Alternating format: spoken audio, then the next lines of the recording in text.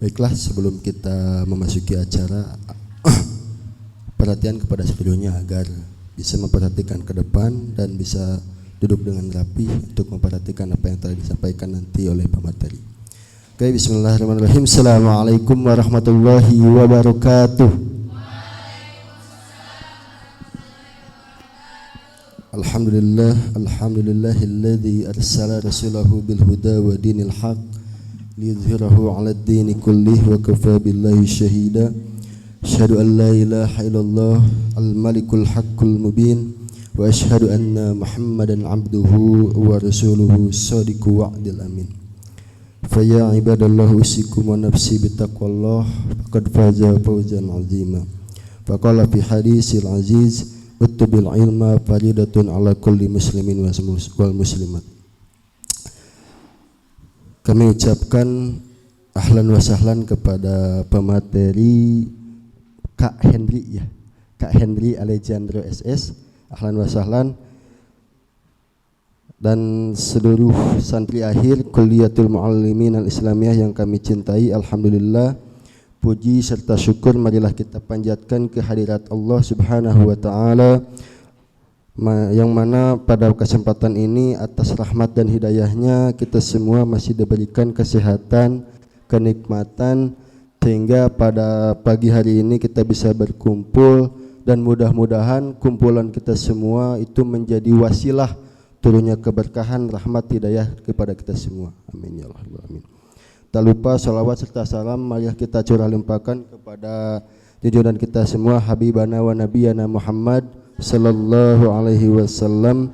Tak lupa kepada keluarganya, para sahabatnya, para tabi'in, tabi'ut tabi'in, mudah-mudahan sampai kepada kita semua selaku umatnya. Alhamdulillah, pada pagi hari ini merupakan suatu kehormatan bagi kami, khususnya bagi diri pribadi, bisa membawakan acara yang luar biasa, yaitu kegiatan kelas 6 ya, pembekalan intensif santri akhir Kulliyatul Muallimin Al-Islamiyah Pondok Pesantren Darul Al-Mawana. Ini merupakan suatu kehormatan bagi kami. Mudah-mudahan acara yang akan kita awali sampai nanti akhir ada dalam kelancaran dan perlindungan Allah Subhanahu wa taala. Amin ya rabbal alamin. Sebelum kita beranjak ke acara inti, marilah kita buka acara pada pagi hari ini dengan membacakan Al-Basmalah. Bismillahirrahmanirrahim. Sebelum di pemaparan oleh pemateri, izinkan kami untuk membacakan CV terlebih dahulu dari pemateri pagi hari ini. Nama Henry Alejandro SS, Startup Founder and Marketing Strategist Bandung, 16 September 1998, Kamojang Laksana Ibun Kabupaten Bandung 40384. Education atau pendidikan pemateri pada pagi hari ini SDN Kamojang Bandung, SMPN 2 Semarang Garut, SMK IT Bandung, STBA Bina Dinamika Bekasi, Sekolah Startup Yogyakarta. Personal experience atau pengalaman ya. Pengalaman dari pemateri pada pagi hari ini PT Diamond Cold Storage as Kicker Kamojang, Ecopark as General Manager, Ranger Up, Alejandro Cafe, Kumpulin ID, Kedai Terpadu, Ibun Mall, Sinyal Kita. Oke. Maka untuk acara yang selanjutnya pemaparan materi, acara yang kita tunggu-tunggu, yang kita nanti-nantikan, maka pemateri pada hari ini akan disampaikan oleh yang terhormat Bapak Henry Alejandro SS dengan tema Revolusi Industri, Peluang dan Tantangan. Dengan segala hormat, waktu dan tempat kami persilahkan.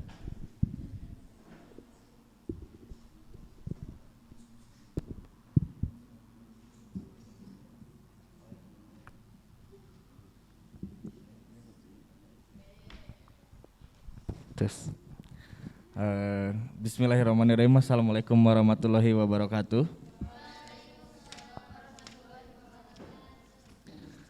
Mungkin ini kita ngobrol santai aja kali ya Kang, tentang revolusi industri 4.0. Sebelumnya terima kasih kepada pihak Pondok Pesantren yang sudah memberikan kesempatan untuk mengundang saya, dan kebetulan saya juga ditemanin rekan saya sama satu tim. Sebelumnya mungkin tadi udah diperkenalkan CV saya terlebih dahulu. Kita kenalan ulang lagi ya. Ada yang tahu Kamojang? Tahu? Oh, suka main di Kamojang. Aku enaknya sambil berdiri aja kali ya. Jadi aku tuh lahir kecil juga di Kamojang sama. Jadi kalau kalian yang udah pernah ke Kamojang, ke kawah atau kemana? Ke jembatan. Kalau dari jembatan itu masih jauh, masih ada lagi. Tahu Pertaminanya? Ke kawah Kamojangnya udah pernah? Dia itu nanti tuh yang ada Pertaminanya. Nah itu rumah saya deket situ, di dekat Pertamina Kamojang. Nah kebetulan Pertamina itu membangkitkan listrik ya dari panas bumi yang ada di Kamojang. Nah ini akan berhubungan erat dengan revolusi industri yang akan kita bahas di materi kali ini. Jadi kita akan sharing aja industri apa aja sih yang memang sebenarnya terjadi dan ada di sekitar kita gitu. Bahwa untuk area Majalaya pun itu masuk ke lokal areanya Pertamina tapi area 2. Jadi kalau kecamatan itu kan Pertamina itu di Kecamatan Ibun, Majalaya, ini kan kita Kecamatan Majalaya ya. Nah itu juga udah masuk area 2. Masih area lingkungan Pertamina juga gitu. Ada yang tahu revolusi industri itu kita kan ngebahas yang 4.0 ya. Itu. Ada yang tahu revolusi industri di 1.0 itu apa aja?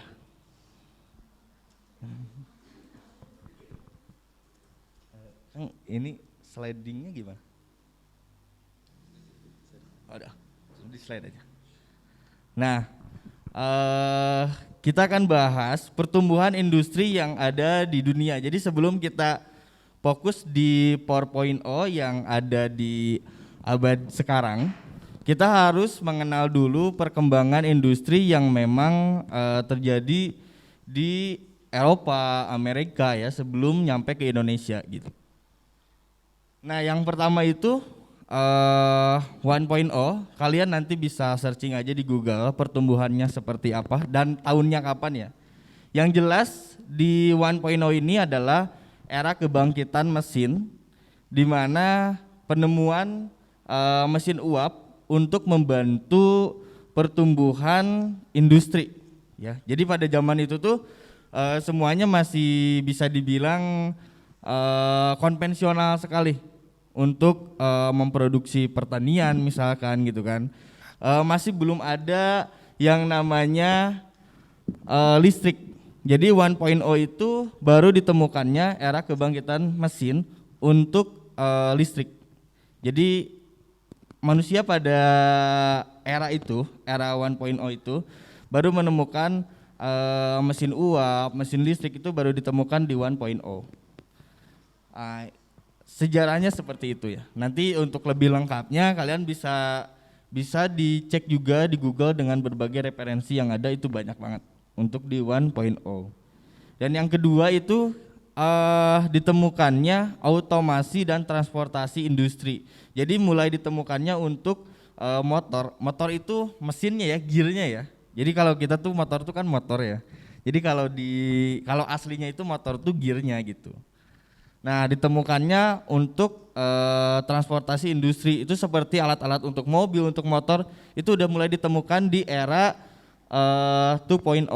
Di era 2.0 itu udah ditemukan seperti mesin-mesin mobil gitu kan, untuk membantu perkembangan industri manusia.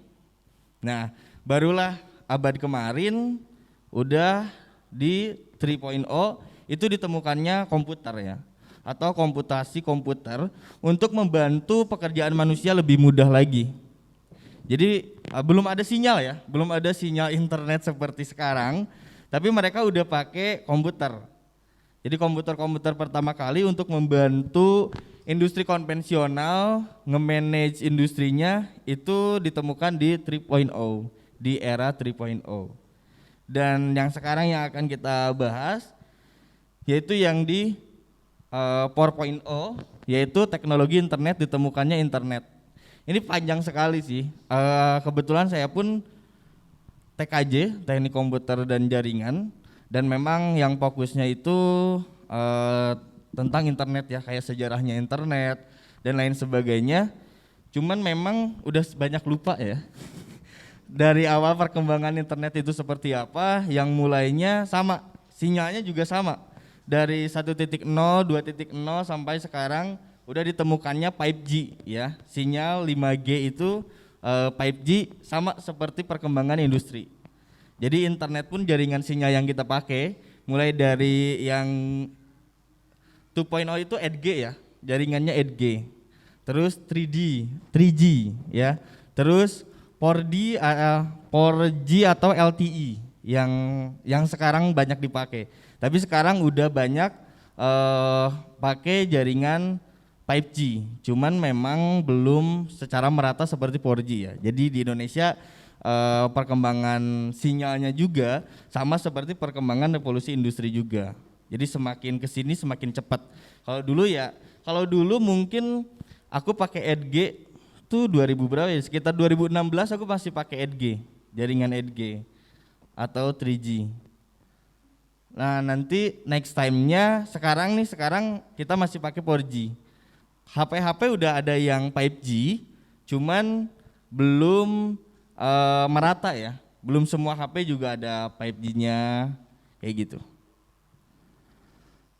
Nah, di teknologi internet ini yang akan kita bahas lebih mendalam. Nah, revolusi industri 4.0 sebagai sebuah transformasi komprehensif dari segala aspek produksi yang terjadi di dunia industri melalui penggabungan antara teknologi digital serta internet dengan industri konvensional. Ada yang tahu nggak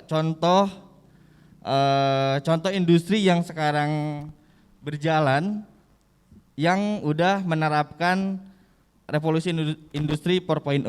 Ada yang tahu nggak? Apa?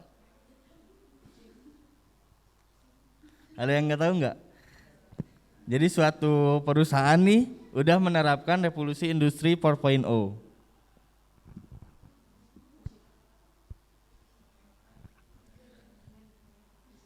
Gojek itu sebenarnya udah melebihi revolusi industri 4.0 kalau Gojek ya. Kalau Gojek itu udah masuk ke 5.0 gitu. Jadi kalau revolusi industri 4.0 itu penggabungan antara industri yang konvensional dengan penambahan unsur teknologi digital.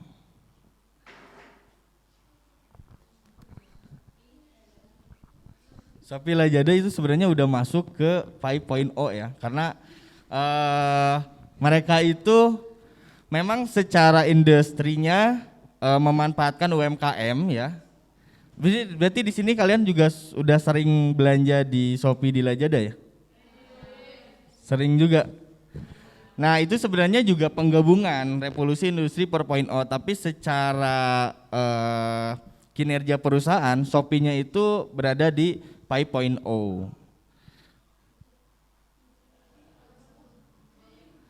Hah? BBM?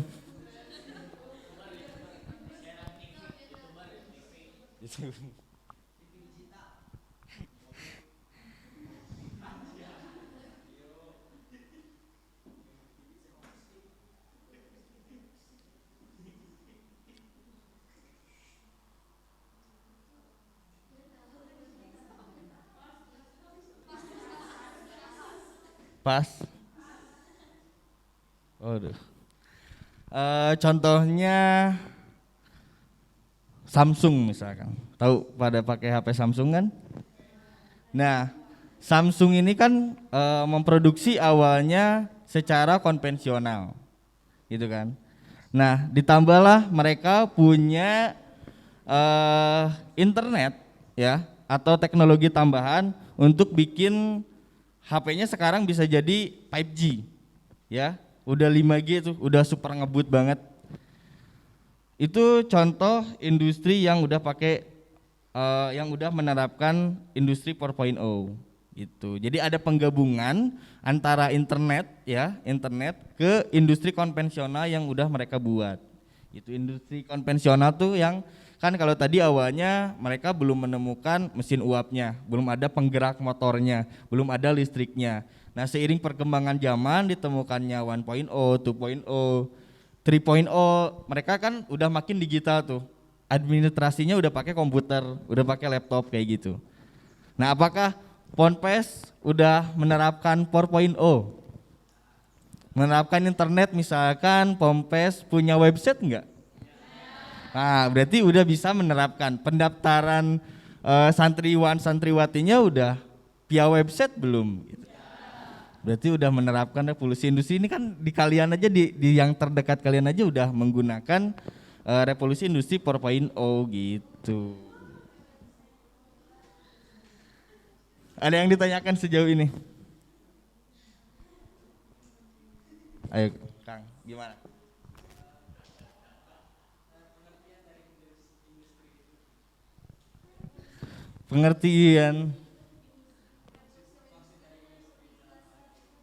Pengertian dari revolusi industrinya. Kalau revolusi itu kan pergerakan, perkembangan. Kalau isi industrinya itu suatu bentuk kelompok atau organisasi yang menghasilkan atau memproduksi sesuatu. Itu secara garis besar industri. Ya, industri itu misalkan kalau sekarang, kalau dulu tuh industrinya misalkan kita kan terjebak industri itu misalkan konveksi, gitu kan. Nah, sebenarnya kalau di abad ini kita pun di Ranger App itu termasuk ke industri ekonomi kreatif. Jadi segala sesuatu kayak YouTuber itu terus startup itu adalah salah satu bentuk dari ekonomi kreatif. Jadi banyak banget nih, misalkan kalau Akang mau jadi reseller suatu produk kan, jadi afiliator, tapi afiliator bukan binomo ya, afiliator, affiliate dari website misalkan ya, ngejualin website orang. Nah, itu merupakan ekonomi kreatif gitu. Jadi industri itu secara garis besar sesuatu yang menggerakkan perekonomian yang menghasilkan suatu produk. Kalau produk itu kan nggak selalu tentang misalkan ini, maaf ya Kang, misalkan ini produknya nih steam air putih gitu kan. Nah, sedangkan kita di Ranger atau di Gojek deh, produknya apa? Produknya kan services, layanan kurirnya, layanan makanannya itu kan berupa produknya. Produk mereka tuh seperti itu. Gitu. Ada lagi Akang? Jadi kalau revolusi itu kan yang namanya revolusi kayak manusia lah. Kalau dari Nabi Adam, kalau gitu dari Nabi Adam ya, jangan dari siapa? Yang manusia purba. Kalau gitu dari Nabi Adam ya, berevolusi sampailah sekarang gitu kan. Sampailah sekarang. Begitupun ya dunia ini gitu, berevolusi kan perkembangan. Dulu kan masih banyak hutan-hutan, sekarang jadi gedung semua. Terus Akang juga berevolusi dari kecil segede gini mungkin ya, nyampe jadi segede sekarang gitu kan. Nah, itu yang namanya revolusi. Jadi emang perkembangan, yang namanya revolusi itu perkembangan. Kalau industri itu secara garis besar sesuatu yang memang menggerakkan ekonomi dan menghasilkan suatu produk gitu. Jadi banyak banget pengkategorian industrinya. Kalau yang kita yang dekat-dekat kan taunya industrinya konveksi misalkan. Mulai dari benang karena memang yang terdekatnya kebanyakan konveksi. Itu dari revolusi industri, pengertian dari revolusi industri sendiri gitu. Ada lagi ya Kang? Minta di next Kang.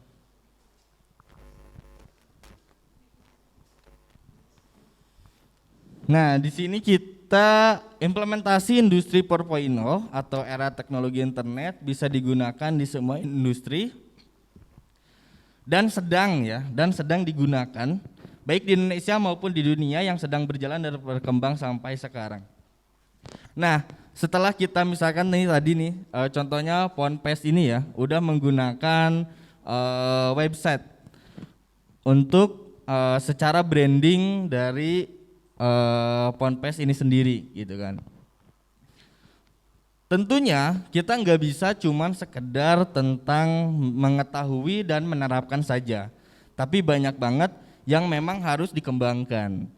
Nah, dari kemarin ada yang minta gimana sih kita agar lebih bisa adaptasi lebih lanjut ya dengan adanya industri 4.0 ini. Mulai dari problem solving nih. Ini penting banget ya. Di era sekarang kalau kita harus menjadi problem solvers atau problem solving, menjadi pribadi yang bisa melihat masalah dan memecahkan masalah. Jadi sebenarnya kalau dari misalkan nih, ada nggak di sekitar kita atau Shopee deh yang sering belanja di Shopee, beliau itu memecahkan masalah siapa sih? Ada yang tahu nggak? Kan konsumen, iya konsumen masalahnya apa? Satu-satu dong. Dari Teteh. Karena konsumen Membutuhkan barang. Teteh ge butuh barang. Mama Abi ge butuh barang tapi untuk order na Shopee. Kalau butuh barang, orang tua kalian juga butuh barang tapi nggak order di Shopee dong.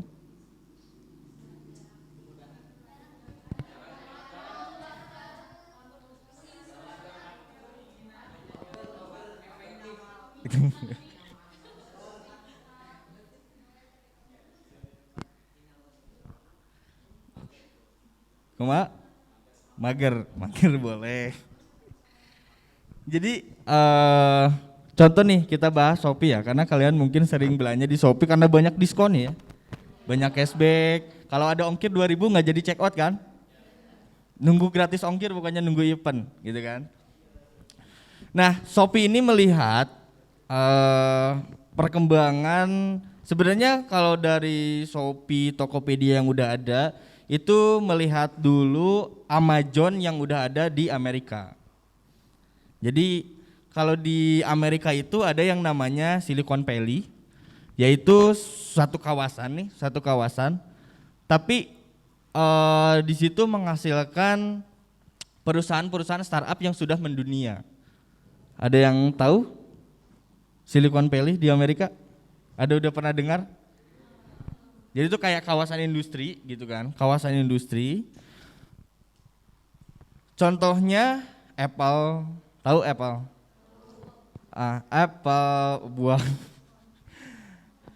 Apple, Microsoft, Facebook, Google itu lahirnya semua di Silicon Valley. Nah, Amerika lah kiblat startup yang ada di Indonesia. Jadi contohnya Tokopedia pun terinspirasi dari Amazon yang memang sudah lahir dulu di Amerika. Amazon tuh menyelesaikan masalah siapa sih? Jadi awalnya si Amazon ini tuh mereka awalnya jualan buku dulu. Mereka jualan buku, terus ada e-booknya juga selain dari buku hard ya, dari buku yang bentuk fisik. Tapi si Amazon juga berbentuk e-book juga ya, PDF kayak gini, digital kayak gini. Nah, Jeff Bezos itu melihat peluang bahwa adanya implementasi 4.0 ini untuk industri yang lebih baik lagi untuk meningkatkan nilai ekonomi. Kalau dulu berbelanja harus ke offline store, memerlukan waktu. Dengan adanya website dia Amazon, ya dulu masih berbentuk website, kalau sekarang udah aplikasi. Ini akan memudahkan orang-orang untuk yang tidak tahu, yang awalnya tidak mengenal, itu jadi bisa kenalan via brand. Jadi kalau kalian juga belanja di Shopee contohnya, kan nggak kenal kan brand tersebut apa, gitu. Tapi dengan adanya Shopee ini, jadi kalian tahu, oh Pasmina ini tuh dari brand A, dari brand B, dari brand C. Nah kalau awalnya satu toko, idenya itu sederhana. Kalau kalian misalkan kita buka satu toko, berarti itu kita hanya bisa buka satu brand, ya kan? Kecuali kalau kita bikin mall, banyak tuh brand-brand ya, bisa bergabung di situ. Tapi itu pun terbatas. Satu mall 100 juga kayaknya nggak nyampe. 100 brand yang berjejer di mall juga kayaknya nggak nyampe. Nah, dengan adanya mall atau e-commerce ya, e-commerce digital gitu kan, mall digital, ini akan membuat semuanya menjadi tidak terbatas. Mulai dari mitranya nih. Jadi orang yang memang punya brand untuk jualan di Shopee, itu kan udah jutaan banget. Bayangkan kalau Shopee ini berbentuk mall, itu udah pasti nggak akan muat. Ya, tapi dengan berbentuknya digital, berbentuknya website, dan sekarang aplikasi ya, berbentuknya aplikasi itu semuanya jadi tidak terbatas.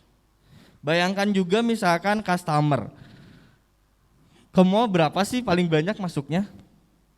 Ribuan paling kan, puluhan ribu pun jarang-jarang gitu kan, cuman mall-mall gede aja yang di Jakarta, di Jogja, itu yang mall-mall yang gede yang bisa menampung ribuan. Puluhan ribuan tuh udah terbatas tuh. Puluhan ribuan tuh udah dikit banget.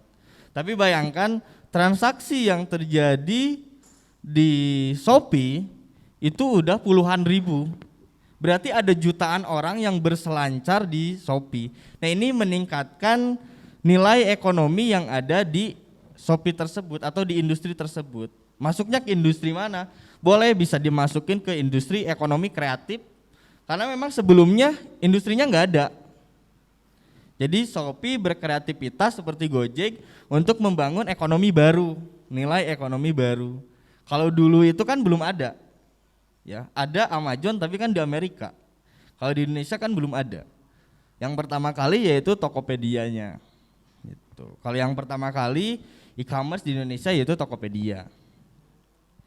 Nah, jiwa problem solving inilah yang memang dimiliki oleh para founder-founder dari Tokopedia, dari Gojek ya, yang memang mereka pandai melihat peluang. Gitu. Jadi yang ekonominya misalkan tadinya misalkan nih Ponpes ya. Ponpes kan misalkan kalau dengan adanya kelas ya, ada berapa kelas sih yang bisa ditampung untuk anak-anak gitu. Tapi misalkan Ponpes ini mau mengeluarkan fitur baru yang mereka memang bisa, kalau kantor tuh WFH ya. Kalau di sekolah mungkin jadinya daring ya atau online. Mengeluarkanlah layanan-layanan untuk misalkan belajar mengaji misalkan ya, atau materi-materi yang ada di pesantren tapi secara online, dan itu misalkan jatuhnya kursus kalau sekarang. Jadi nggak menutup kemungkinan nih Ponpes ini mengeluarkan kursus-kursus untuk orang di luar sana yang memang susah untuk datang ke sini. Kalau datang ke sini kan misalkan harus memerlukan ongkos gitu kan, harus nginep juga, misalkan harus mondok kan. Tapi dengan misalkan Ponpes ini mengeluarkan fitur baru ya, fitur baru, layanan baru dari sekolah, dari Ponpes ini akan membuat nilai ekonomi dari Ponpes juga meningkat. Yang tadinya muridnya itu misalkan cuma 1.000, cuma 2.000 misalkan, dengan mengeluarkan fitur baru, layanan secara online 10.000, ribuan, ratusan ribu itu bisa terjangkau se-Indonesia gitu kan. Nah, ini melihat problem solving ini yang memang harus bisa kita pelajari bersama ya untuk mengimplementasikan industri 4.0. Agak pusing?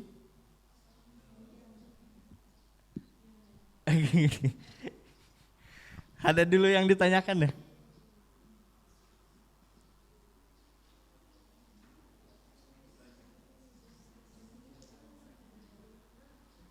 Atau aku langsung ke Q&A gimana ya? Biar akunya mestinya bisa kebaca anak-anak lagi di mana gitu bayangannya. Ya.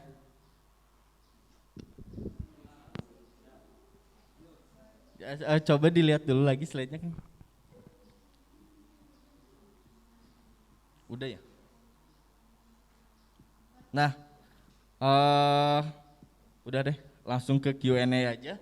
Kalau di industri 5.0 itu Gojek, Tokopedia, Shopee itu sebenarnya masuk ke industri 5.0, di mana ngebahas tentang society, yaitu kemasyarakatan ya, dan kebermanfaatan di masyarakat. Mungkin next time kalian bisa bincang-bincang lagi dengan aku untuk ngebahas industri 5.0. Jadi mendingan sekarang Q&A aja ya, biar lebih nyantai. Oke.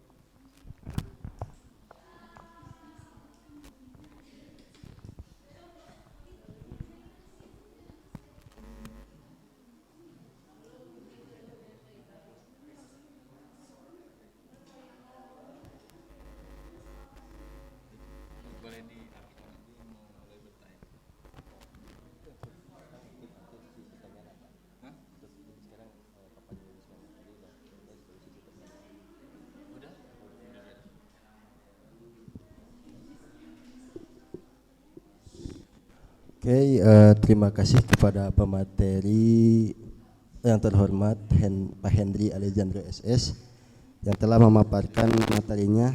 Mudah-mudahan apa yang telah disampaikan bisa menjadi wawasan buat kita guna menunjang masa depan kita. Amin. Untuk cara yang selanjutnya sesi pertanyaannya, kami membuka dulu 4 pertanyaan. 2 pertanyaan dari akhwat, 2 pertanyaan dari ikhwan. Barangkali dari antum semuanya mau bertanya, silahkan. Untuk sesi pertanyaan sudah dibuka. Mangga, boleh angkat tangan. Angkat kaki atuh. Hah? Siapa yang mau? Yang mau silahkan ke depan.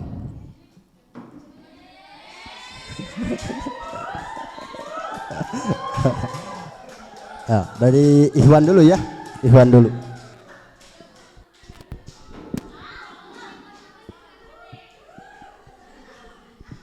Bismillahirrahmanirrahim. Perkenalkan, nama saya Firdan Agustiana. Izin bertanya. Tadi yang Kak Henry jelaskan kan industri itu yang menghasilkan produk kan. Berarti atau produk-produk makanan ataupun benda kayak sendal ataupun itu termasuk industri. Nah, pertanyaannya, peran mall dalam terhadap industri tersebut tuh apa gitu? Cukup, terima kasih.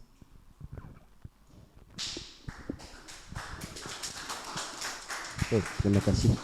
Enggak, Kak Henry.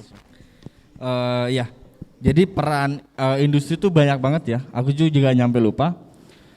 F&B, food and beverage itu makanan dan minuman. Itu juga termasuk dari industri juga, industri F&B kayak gitu. Industri itu banyak banget, manufacturing itu industri kayak yang otomotif, Astra, Toyota itu manufaktur.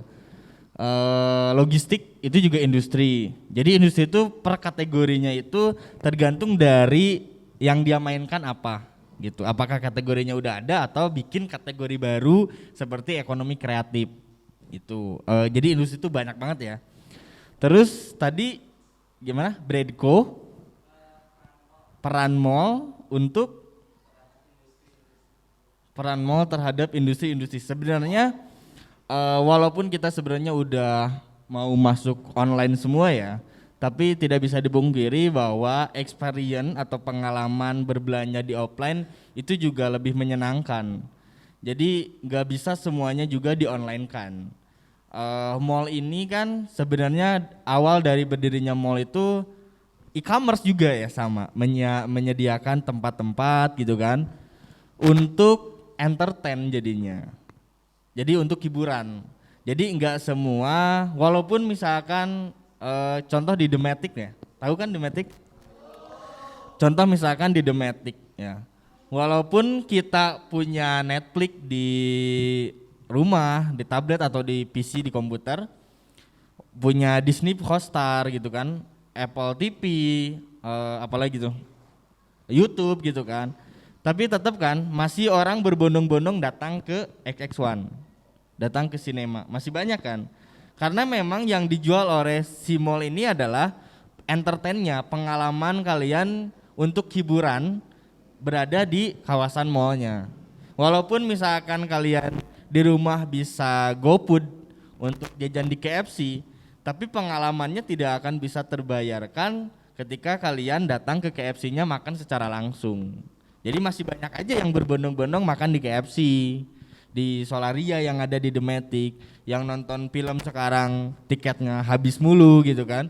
Ini kan menandakan demand-nya tinggi, permintaan dari masyarakat untuk kebutuhan hiburan itu tinggi sekali. Jadi mall selain membantu brand untuk menyediakan tempat ya, tentunya brand di sana kan nyewa ya, sewa tempat ke pihak mall. Beliau juga bisa menciptakan ekonomi baru, yaitu entertain itu sendiri gitu. Rata-rata kalau mall itu sebenarnya yang punyanya itu aja. Jadi yang mallnya misalkan dia udah punya di Jakarta, bikin di Bandung, bikin di Majalaya, itu satu geng semua gitu, satu grup semua. Itu rata-rata ya. Gitu. Mungkin bisa dipahami atau masih ada yang kurang jelas? Boleh atuh ke pertanyaan selanjutnya. Siap. Gila. Perkenalkan, nama saya Naila Paujasawa, izin bertanya, bagaimana kita sebagai pelajar bisa ikut serta dalam revolusi industri 4.0 ini? Terima kasih.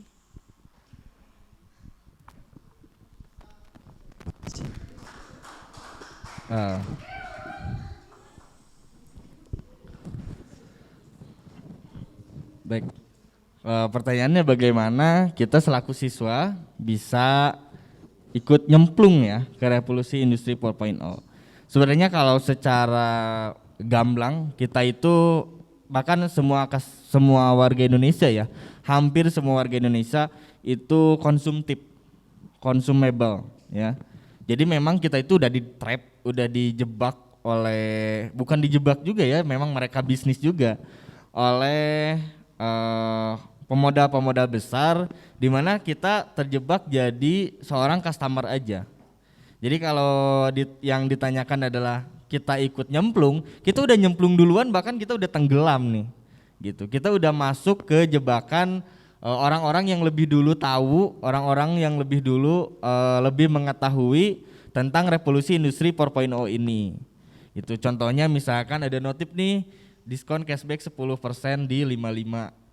Langsung check out kan, nyari itu barang. Nah itu jebakan-jebakan yang memang kita ini secara tidak sadar melakukan perilaku konsumtif gitu kan. Walaupun barangnya itu butuh sekali ya, Jadi kalau secara sadar nggak sadar kita itu sebenarnya udah nyemplung. Nah mungkin bagaimana cara kita untuk lebih, kita pengen jadi pemain dong, jangan jadi penonton terus. Kita ini kan jadi penonton terus nih.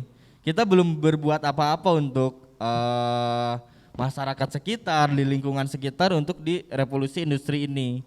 Nah, lebih baiknya kita selaku siswa, kalau aku pun misalkan dulu waktu kelas 12 SMK udah mengetahui ya, saya udah mengetahui, itu saya akan lebih banyak mempelajari banyak industri. Baik itu yang tadi ya, yang udah disebutkan kayak makanan, logistik.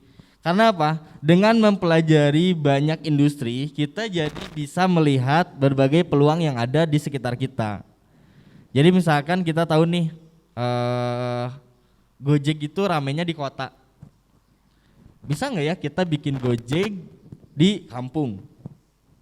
Contoh yang saya buat, Ranger Apps, itu secara tidak langsung copy paste dari Gojek gitu. Ranger Apps hadir di Kecamatan Ibun ya. Kalau Majalaya baru pinggirannya aja, baru yang dekat dengan Ibunnya aja. Aplikasinya Ranger Apps itu karena saya belajar banyak tentang industri, terutama ya di industri ekonomi kreatif ya, seperti Gojek yang udah muncul. Saya pun terinspirasi untuk bikin Ranger Apps yang ada di Kecamatan Ibun gitu. Jadi dari mana sih belajar ekonomi industrinya? Banyak banget.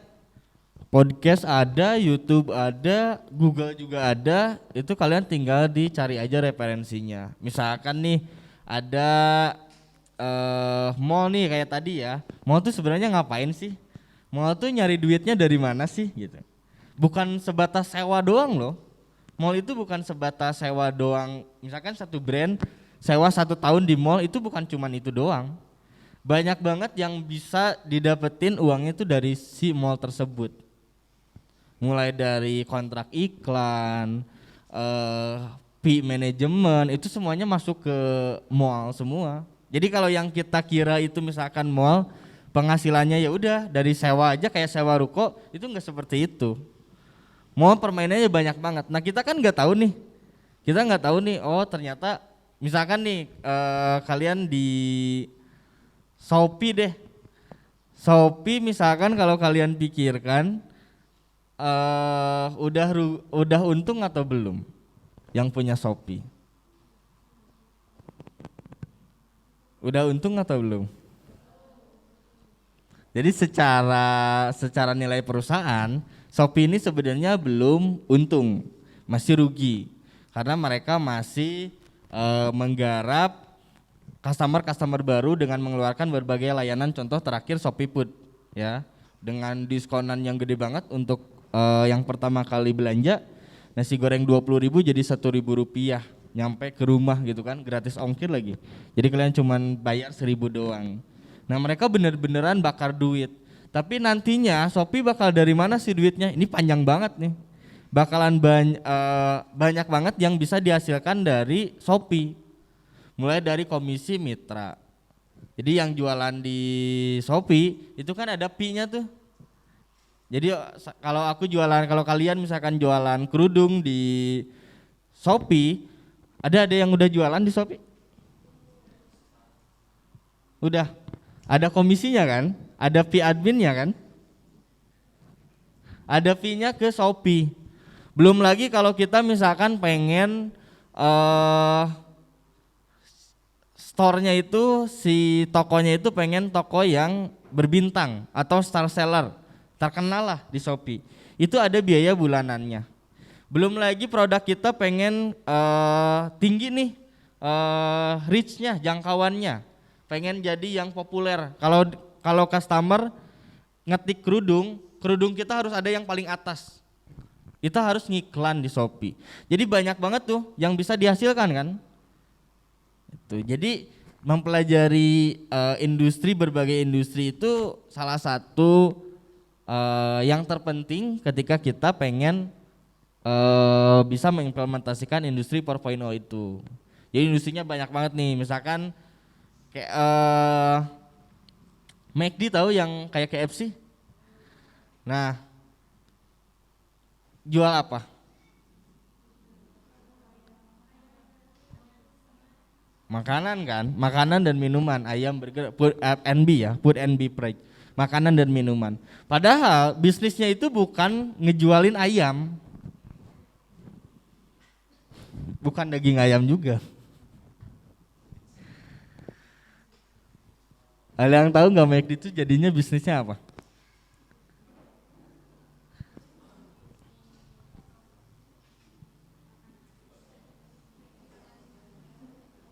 Itu kan yang kelihatan sama kita ya. Kalau jualan McD itu ya makanan dan minuman. Tapi secara bisnisnya McD itu yang dijualnya apa? Propertinya. Properti itu ya bangunannya. Nah bisnisnya dari McD Inns itu yang dari Amerika itu semuanya tuh jualannya tuh propertinya. Jadi sekali kalau misalkan kalian mau bangun McD misalkan di Majalaya, kalian punya uang nih, misalkan beli 1 triliun. Nah itu kita bayar ke McD-nya sama McD dibuatin. Tapi itu masih tetap milik hak McD. Sedangkan yang namanya properti, tanah dan bangunan setiap tahunnya naik. Jadi yang kita kira McD itu kan jualannya ayam goreng gitu kan, burger lah yang terkenalnya. Tapi ternyata mereka jualannya properti. Seperti tukang kos dong ya, si bapak-bapak kosan. Itu kan juga properti juga. Gitu. Jadi banyak banget apalagi di industri kreatif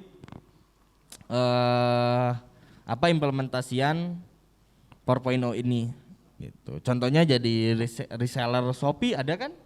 Reseller Shopee itu juga termasuk ke ekonomi kreatif tuh. Karena bikin baru lagi kan, nilai ekonominya baru lagi. Industrinya kan awalnya belum ada. Dengan adanya Shopee terus kita jadi reseller Shopee itu bikin ekonomi baru lagi, nilai ekonomi baru lagi. Gitu. Kalau dengan adanya industri 4.0 bakalan banyak banget industri-industri baru jadinya. Tuh, kalau dulu kan konvensional ya seperti F&B, manufacturing itu kan udah konvensional dari dulu udah ada gitu. Jadi kalau misalkan Akang bikin lagi produksi motor listrik misalkan kan, itu kan masuknya manufaktur, udah ada kan dari dulu gitu. Cuman ganti bahan bakarnya aja, yang dari dulunya bensin sekarang jadi listrik kayak gitu. Bisa dipahami? Kalau kurang jelas diobrolin lagi aja. Udah cukup. Gimana Naila, barangkali belum paham atau jelas? Udah. Oke. Pertanyaan yang selanjutnya siapa tadi? Oh, Dani.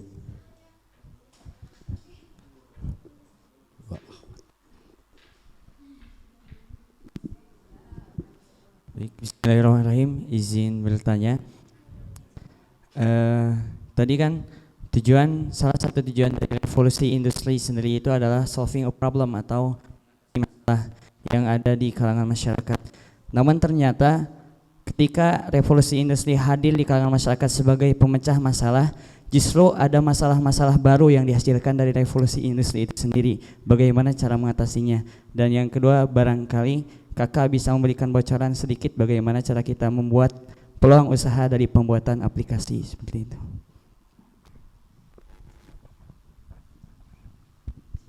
Enggak. Ya. Bagus banget pertanyaan. Siapa namanya? Nuri. Doni. Oh, Doni.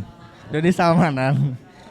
Dari Doni. Bagus banget pertanyaannya.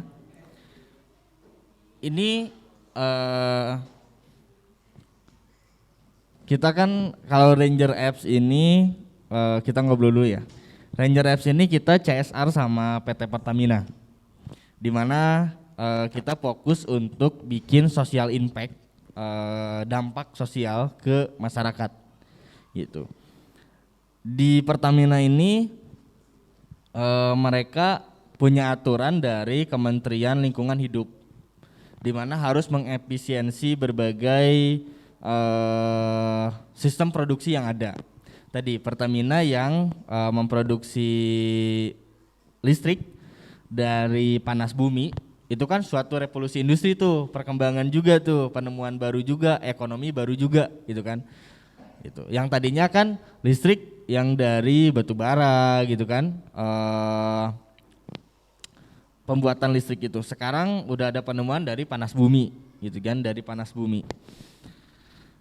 Nah, ketika sesuatu pemecahan masalah itu bisa diterapkan ke masyarakat, itu hampir semua industri mengalami atau mendapatkan masalah-masalah baru, dan sepertinya itu nggak bisa dihindari ya.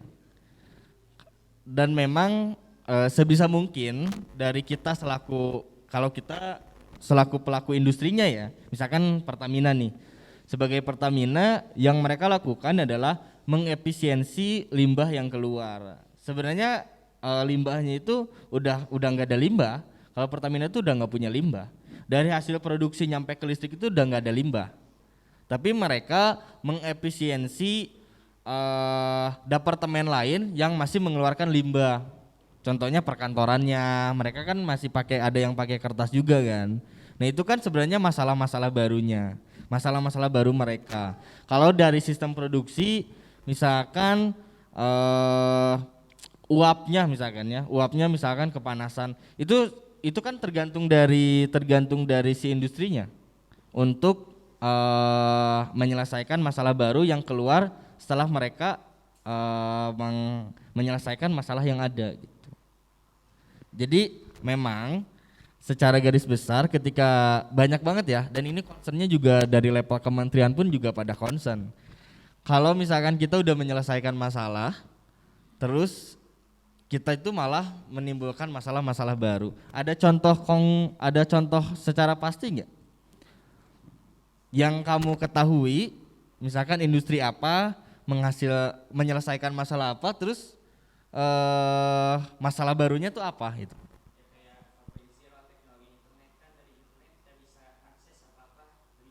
Ya. Ya. Nah, bagus banget nih penganalisaannya. Ranking 1 di kelas. Ranking 1 di kelas. Mantap. Nah, contohnya seperti Kang Doni ini yang memang punya critical thinking. Critical thinking itu berpikir kritis ya terhadap sesuatu yang memang ada.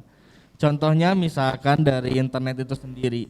Sekarang yang menciptakan internet kan sudah tidak bisa membendung, gitu kan? Sudah tidak bisa membendung tentang penyalahgunaan internet yang ada. Tapi balik lagi ke SDM kita selaku manusia, gimana cara bisa mengoptimalisasi mana yang benar, mana yang salahnya. Jadi kalau misalkan Kang Doni nanya ke saya, bisa nggak sih yang menciptakannya aja nggak bisa membendung, yang menciptakan internet aja udah nggak bisa membendung. Internetnya terlalu cepat, penggunaannya tuh terlalu cepat. Adaptasi dipakai sama manusianya sama kitanya tuh terlalu cepat. Hal-hal negatifnya udah terlalu banyak, udah nggak bisa dibendung lagi. Yang menciptakannya apalagi nanya ke saya, ya saya nggak tahu. Jadi balik lagi ke kita selaku user, selaku pengguna, gimana cara memanfaatkan mana yang baik buat kita, mana yang buruk buat kita. Jadi memang ya sama lah seperti penciptaan kita ya, ada yang baik, ada yang kurang baik gitu kan. Ada malaikat, ada jin gitu kan. Jadi selalu ada dua arus lah ya, ada yang baik dan ada yang kurang baik gitu. Terus tadi apa finalnya?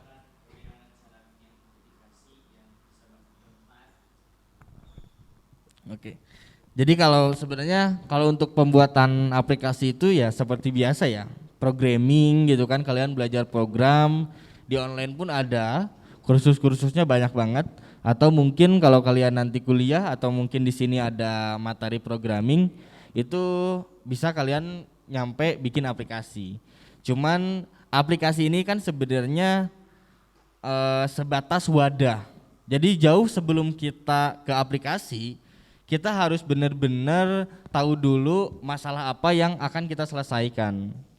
Contohnya misalkan sekarang kalian bikin aplikasi tentang pendidikan misalkan ya. Misalkan Ponpes ngeluarin nih aplikasi gitu kan, misalkan Ponpes ngeluarin aplikasi. Di situ kalian bisa login untuk daftar gitu kan, atau kalian akses sebagai siswa gitu. Itu bisa banget. Nah, apakah siswa itu membutuhkan aplikasi tersebut atau tidak? Gitu kan. Kalau di sekolah oke lah, wajib gitu kan. Kalau di sekolah oke lah wajib. Tapi misalkan kalau di customer luar, misalkan bisa nggak dipaksa teteh ini tuh untuk download Shopee? Nggak bisa kan? Nggak bisa sih teteh ini untuk download deh sekarang Ranger App di Google Play Store gitu. Misalkan nih aku suruh ya kalian misalkan download Ranger Apps di Play Store, di Google Play Store. Itu nggak ngaruh karena si Ranger App-nya aja operasionalnya tuh di Kecamatan Ibun gitu. Nah jadi kalau aplikasi ini sebenarnya finishing setelah kita tahu mau menyelesaikan masalah apa di customer. Jadi sebatas fasilitas aja, sebatas kayak mall aja gitu. Kalau aplikasi tersebut gitu. Kalau cara bikinnya mau yang ditanyakan mau cara bikinnya. Kalau cara bikinnya banyak banget, di online score ada. Kebetulan rekan saya juga programming, di online score belajar juga banyak. Itu kalau untuk bikin aplikasinya. Tapi jauh sebelum ke aplikasi, kita harus paham betul dulu fundamentalnya, dasarnya dulu gitu. Kecuali memang kalau Kang Doni pengen bikin aplikasinya. Jadi Akang fokus di programmingnya sehingga Akang bisa bikin aplikasi. Kalau secara industri, secara bisnisnya tidak dimulai dari aplikasi, tapi dimulai dari pemecahan masalah itu, problem solving. Jadi dengan adanya aplikasi misalkan, dengan adanya Shopee kan misalkan aplikasi, tapi bisa diakses ke seluruh Indonesia.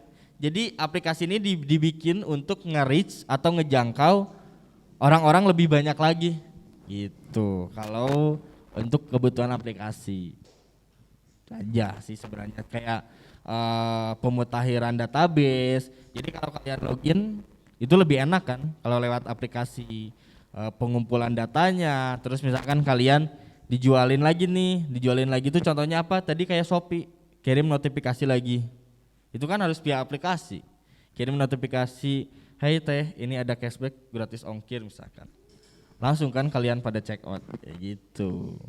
Jadi kalau aplikasi itu next time setelah kita benar-benar punya fundamental dalam pemecahan bisnisnya gitu. Udah bisa dimakan. Gimana Doni? Udah jelas. Alhamdulillah. Untuk pertanyaan selanjutnya Mugni. Ya, silahkan.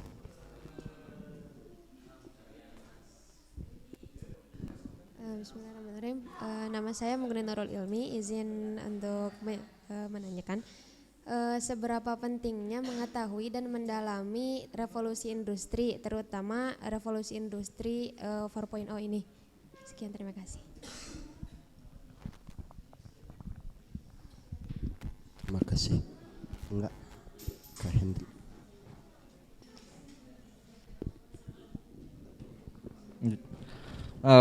Kalau ditanya seberapa pentingnya, itu benar-benar penting banget karena memang kita lagi ada di zamannya. Jadi misalkan ya di angkatan milenial itu angkatannya Shopee, Gojek ya. Kalau kita tuh kan udah Gen Z ya. Kalau kita di Gen Z mungkin nanti kita prepare di industri 5.0 tentang big data dan society tuh. Nah, pentingnya banget itu kan banyak tuh yang seangkatan Pak Nadiem, yang seangkatan Shopee gitu kan, founder-founder. Kalau Gojek itu Pak Nadiem, kalau Tokopedia tuh William, Bukalapak Ahmad Jaki. Itu kan banyak yang seangkatan mereka gitu. Berarti kan hanya Nadiem, hanya William, hanya Ahmad Jaki lah yang memang mengetahui lebih dulu tentang industri atau masa depan internet atau masa depan e-commerce di Indonesia dibanding teman-teman yang lainnya. Jadi sebenarnya di sepemahaman saya sejauh ini tidak ada yang namanya pintar atau bodoh. Tapi yang ada itu siapa yang lebih cepat tahu dulu dibanding kawan-kawan yang lama. Jadi kalau kalian pengen lebih baik dari seangkatan, dari sebelumnya, itu gimana caranya kalian lebih cepat tahu dulu.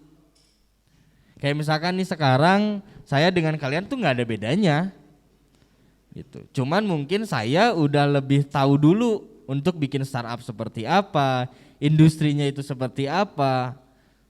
Saya lebih cepat dulu tahu dibanding kalian. Jadi kita nggak ada bedanya.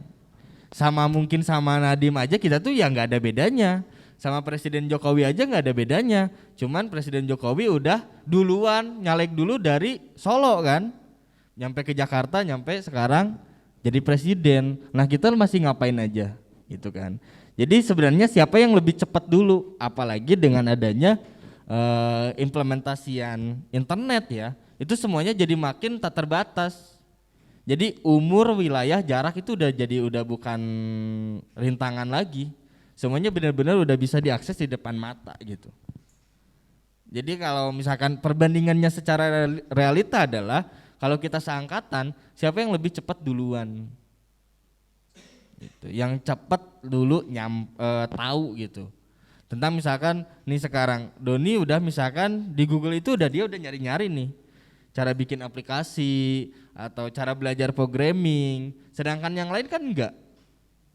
Berarti next time misalkan 2 sampai 3 tahun selanjutnya yang bakalan bisa bikin aplikasi Doni dulu apa kalian dulu?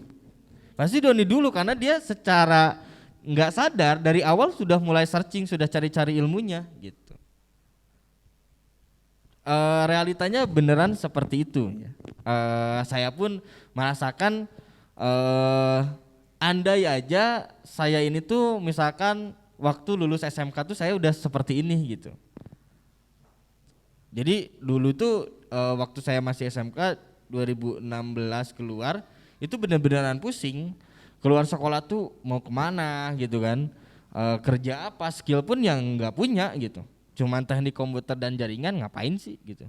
Di kantor juga nggak dibutuh-butuhkan amat gitu.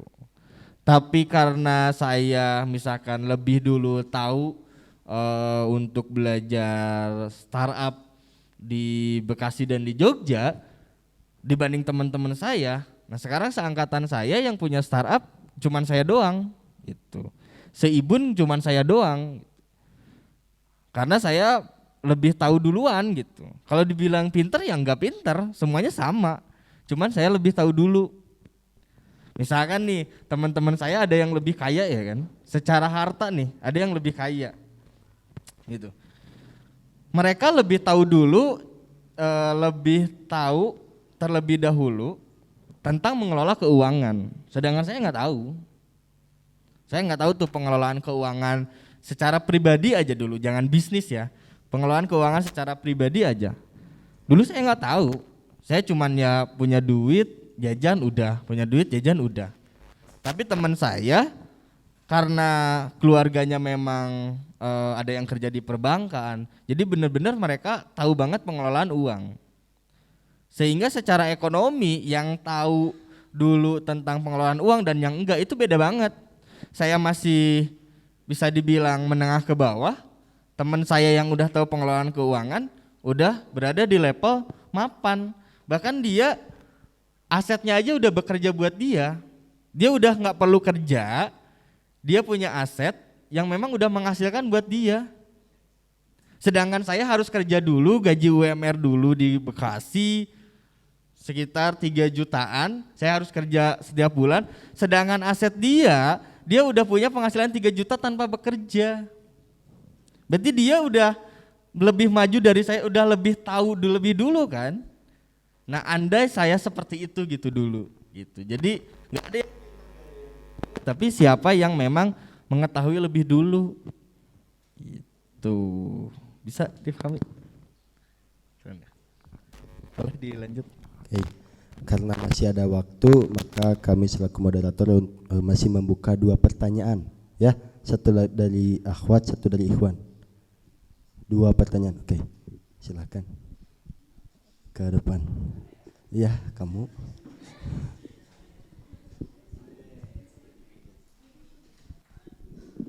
Oke, bismillahirrahmanirrahim. Assalamualaikum warahmatullahi wabarakatuh. Perkenalkan, nama saya Pina Sugianti. Izin bertanya, Kak, bagaimana ketika perindustrian diharuskan mengikuti perkembangan zaman, tetapi perindustrian yang lain itu tertinggal, seperti perindustrian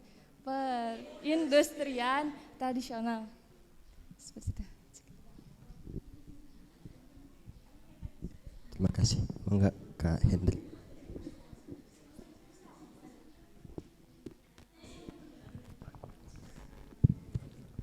Mungkin yang ditanyakan bagaimana si industri ini mengikuti perkembangan zaman gitu ya.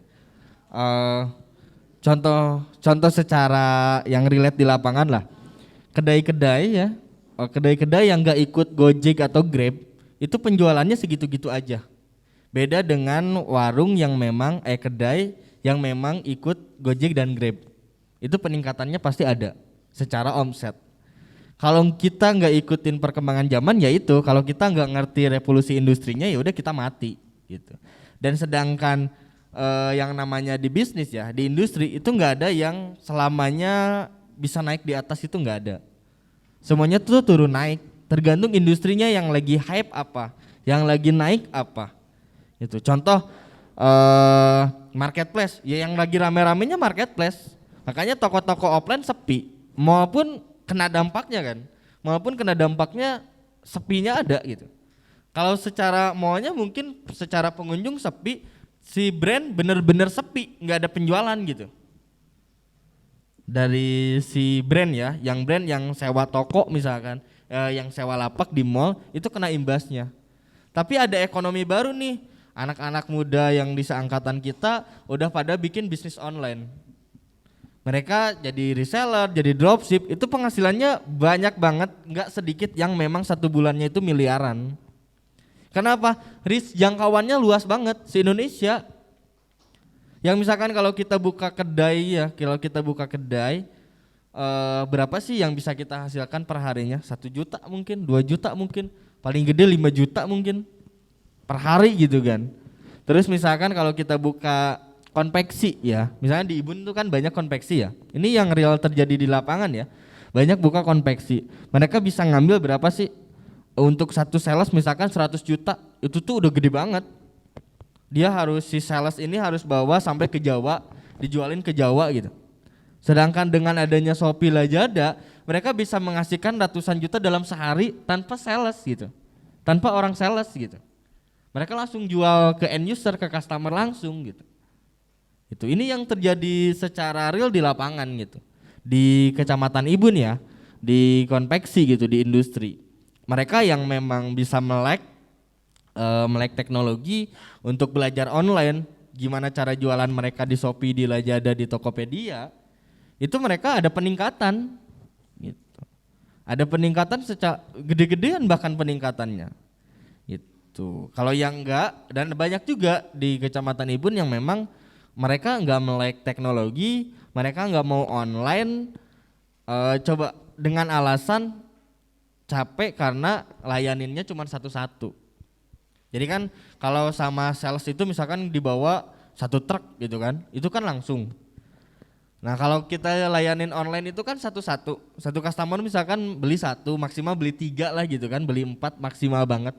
Tapi kan yang belinya ribuan gitu, bukan cuma 1 orang doang gitu.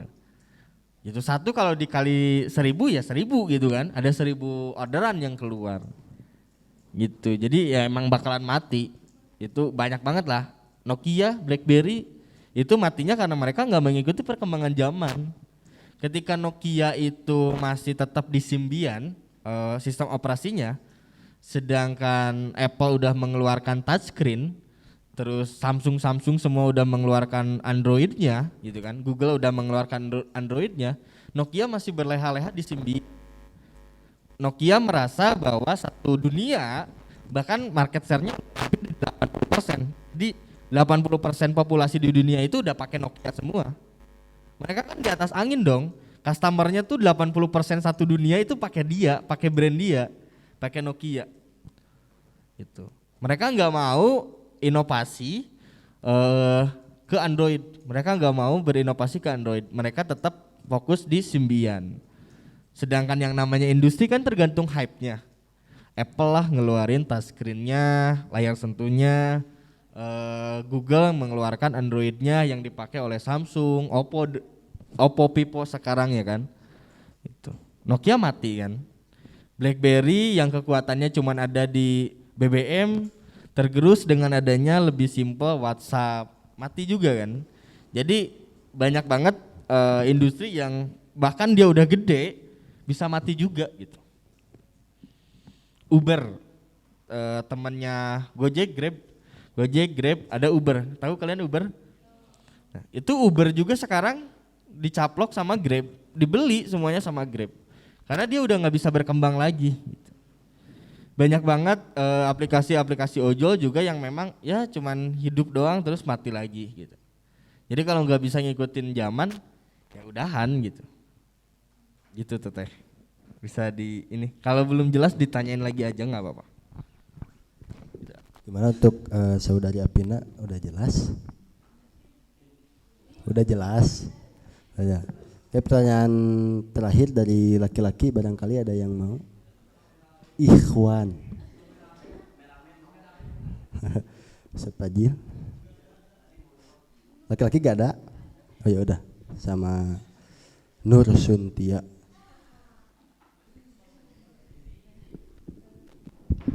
Nama saya Nur Suntia, izin bertanya Kak. Oh perkenalkan, nama saya Nur Suntia, izin bertanya. Apa sih peluang dan tantangan kita atas revolusi industri 4.0? Sekian, terima kasih. Ya. Itu final banget ya. Iya. Kalau untuk tadi ya, untuk peluangnya itu banyak banget, apalagi dengan membentuknya ekonomi kreatif. Ya, balik lagi tadi kita bisa menjadi apa aja dan siapa aja. Kita bisa menciptakan nilai-nilai ekonomi baru di kelas industri 4.0 ini. Mau kalian jadi reseller, mau kalian jadi dropship, mau bikin aplikasi, semuanya bisa jadi duit. Semuanya mudah dan semuanya bisa dipelajari gitu. Jadi peluangnya benar-benar terbuka banget. Kalian misalkan kalian gini deh, belajar digital marketing deh. Kalian belajar digital marketing terus datang kalian ke salah satu kedai aja. Pak, saya bisa bantuin Bapak untuk bikin penjualan naik 10 kali lipat misalkan. Karena kalian udah belajar digital marketing. Itu menjadi nilai ekonomi baru. Terus dari situ misalkan kalian ngajarin teman-teman kalian digital marketing juga nih. Kalian bikinlah satu agensi. Nah, agensi itu udah ekonomi kreatif baru kan? Agensi itu apa ya kalau di ininya? Tahu agensi kan? Agensi itu misalkan kayak organisasi yang memang menaungi beberapa talent gitu. Agensi itu kayak gitu, kayak artis tuh ada agensinya, tim-tim marketing tuh ada agensinya gitu. Kayak organisasi juga. Kalian misalkan udah belajar digital marketing, terus kalian testing nih ke salah satu kedai. Pak, saya bisa ningkatin omset kalian 10 kali lipat misalkan. Udah tuh oke. Dan berhasil bisa mendapatkan keuntungan tuh kan. Terus kalian ngajarin tuh teman-teman kalian 5 orang atau 10 orang. Terus kalian bikin agensi. Itu kan kalian udah nggak kerja lagi. Terus carilah misalkan kedai seluruh Majalaya. Oke, saya kirim si A, si B, si C ke setiap kedai untuk ningkatin penjualannya 10 kali lipat. Nah itu kalian udah bikin mini company loh. Udah bikin startup loh gitu. Udah bikin mini company dengan cara kalian seperti itu aja gitu. Terus misalkan kalau Doni programming, belajar bikin aplikasi kasir, udah ketebak dong jalannya kemana, jualin ke mitra-mitra yang punya kedai. Ini aku punya aplikasi kasir loh gitu. Simpel, sederhana gitu misalnya, lebih mudah dipahami, laporannya lengkap, biayanya murah misalkan, apakah cuman 50.000 dalam 1 tahun, atau 100.000 setahun, atau 20.000 per bulan, banyak banget. Itu udah bisa jadi uang, itu udah peluang-peluang banget gitu. Nah cuman memang di kita itu belum ada yang memang jadi panutan. Jadi kitanya nggak tahu nih ekonomi kreatif yang bisa kita garap tuh apa tuh belum ada. Dan belum banyak yang kita itu gembor-gembor gitu. Misalkan saya pun nggak gembor-gembor di luar gitu. Karena memang saya lebih banyak kerjaan di office dibanding saya di sosial media gitu. Kalau saya seandainya di sosial media lebih aktif, itu mungkin bisa jadi anak-anak bisa lebih terinspirasi lah. Kalau apa yang bisa kita kerjakan tuh banyak banget. Apalagi banyak banget pokoknya yang bisa menghasilkan uang loh. Misalkan kalian di keuangan, di finansial ya, kalian mengerti nih arus kas, laporan-laporan pribadi kayak gitu. Terus kalian misalkan gabung nih kerjasama sama Doni, Don bisa nggak bikinin aplikasi ini? Keluarlah, tahu kan kalian buku kas, aplikasi buku kas untuk mengatur keuangan itu ada. Nah kalian bisa kalian bisa jual ke teman-teman kalian. Ini pakai nih buku aplikasi buku kas, aplikasi keuangan pribadi untuk manage keuangan kalian. Apa lagi? Banyak banget pokoknya yang memang bisa kalian monetasi gitu. Kalian bisa menghasilkan uang dari situ. Peluangnya banyak banget. Tapi yang namanya kalau peluangnya banyak banget, yang action juga banyak. Mungkin di kita aja yang actionnya dikit. Tapi kalau di luar sana, itu yang action banyak banget. Yang namanya sesuatu itu mudah didapat, otomatis saingannya jadi lebih banyak. Gitu kan? Jadi Gojek dengan Grab, Shopee dengan Tokopedia, mereka tetap bersaing secara sehat. Siapa yang memberikan diskon lebih banyak untuk customer kan? Jadi yang uangnya lebih banyak, dia yang bisa hidup lebih panjang. Nah itu tantangan buat kita nih kalau kita udah terjun gitu. Jadi kalau kita melihat peluangnya itu mau dimanapun itu beneran ada, industrinya ada. Bahkan kita nih yang sekarang kita bikin Ibun Mall, itu e-commerce. Kita jualannya di TikTok. Ibun Mall ini tuh melihat dulu peluang bahwa di kecamatan Ibun itu banyak konveksi yang ada di banyak konveksi yang mereka secara branding kurang. Nah, karena kita ngerti startup dan ngerti bisnis secara ya komprehensif gitu kan. Jadi kita bisa menampung produk-produk konveksi yang ada di kecamatan Ibun, terus kita jual. Via aplikasi apa? Ada peluang nih di TikTok itu belum seramai seperti Shopee dan Lazada. Jadi kita bisa jualan di TikTok dan boom di TikTok gitu. Jadi kalian punya TikTok? Punya. Nah, kalau kalian misalkan punya TikTok itu bisa dicek ada Ibun Mall. Dicek di situ Ibun Mall, itu startup kita yang baru mulai dari Desember dan alhamdulillahnya perputaran uangnya udah miliaran gitu. Nah, ini yang memang industri kreatif ini yang memang orang-orang tuh kayak bisa ngedadak kaya gitu. Makanya banyak banget anak muda yang memang kaya dadakan tuh kayak gitu. Mereka bikin e-commerce, ada yang lebih keren lagi, mereka bisa impor dari Alibaba dari Cina. Ngedatangin, kita ngambil barang-barang nih dari Cina, terus dijual lagi ke Indonesia. Itu banyak banget yang kayak gitu. Jadi kalau untuk peluang, apapun industrinya itu peluangnya gede banget. Apalagi di kita ya. Dan begitupun tantangannya juga begitu besar gitu. Apalagi kalau kitanya bakalan gede nih gitu. Tantangannya juga itu pasti bakal gede banget. Gitu. Bisa. Kalau misalkan ada tambahan lagi boleh. Mungkin satu pertanyaan terakhir ya. Barangkali ada yang belum paham atau yang mau ditanyakan kembali. Satu pertanyaan terakhir. Kalau sudah paham, oh ya. Silakan.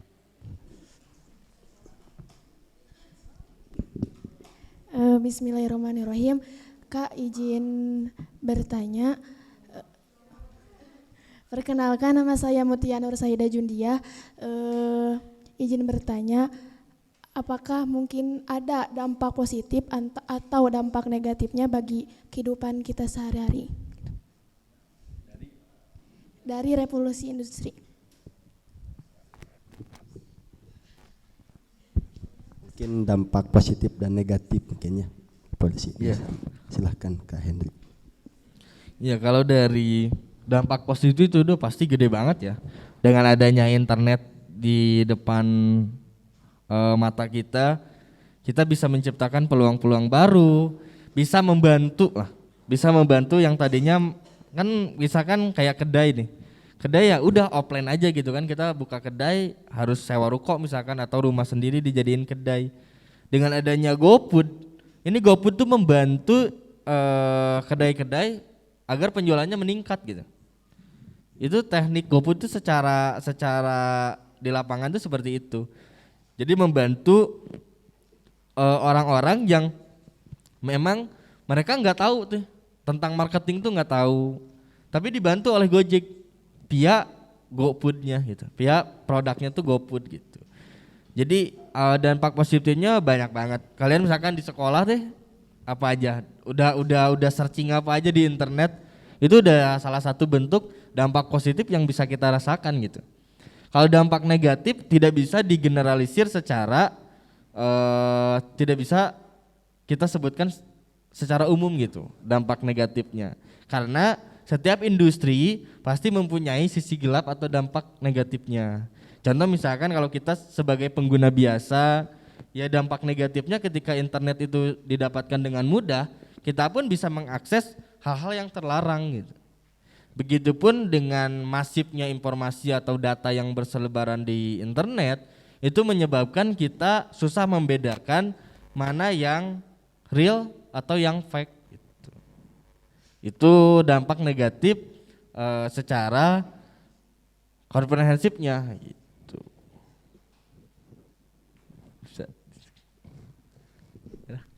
Kali ya.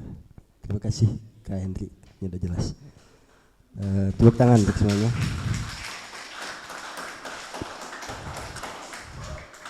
Alhamdulillah materi yang telah kita pelajari di pagi hari ini sudah disampaikan oleh yang terhormat Kak Henry Alexandro SS, maka kami selaku moderator mengambil intisari atau poin-poin atau kesimpulan dari materi pada pagi hari ini, yaitu revolusi industri 4.0 itu sebagai sebuah perkembangan atau perubahan untuk menghasilkan produk-produk atau hal-hal baru.